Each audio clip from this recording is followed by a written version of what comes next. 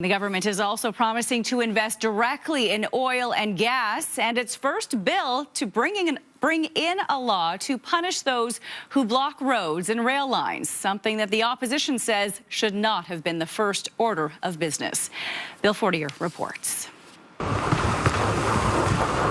Taking on protests like the ones that have blocked rail lines in recent weeks is the first order of business for the new legislative session. In Alberta, police do not have to wait for a warrant to act in the face of illegal activity and uphold the rule of law.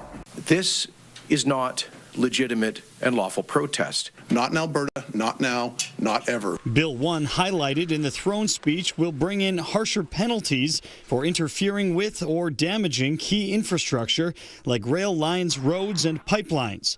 Right now, public and private property is protected federally under the criminal code. These kinds of acts are all already against the criminal code. Provincially, there's only a trespassing fine with no minimum and a maximum of $10,000.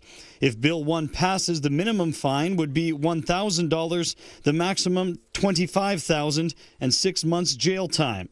For corporations involved in blocking key infrastructure, fines of $10,000 to $200,000. We're giving police and prosecutors additional tools. And it's sending a clear signal. We want property rights as respected. We're going to defend our critical infrastructure in Alberta. Bill 1 should have been completely focused on jobs.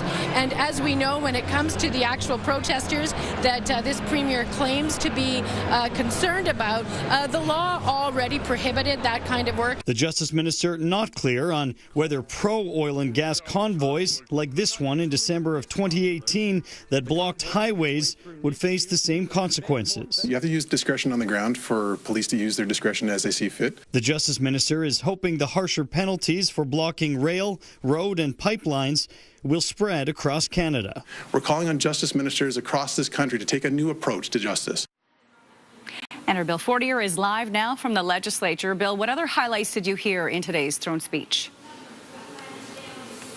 Well, Aaron, a big focus was on jobs and business. The government promised to make it easier and cheaper to run a business here in Alberta and also to work with First Nations on major projects.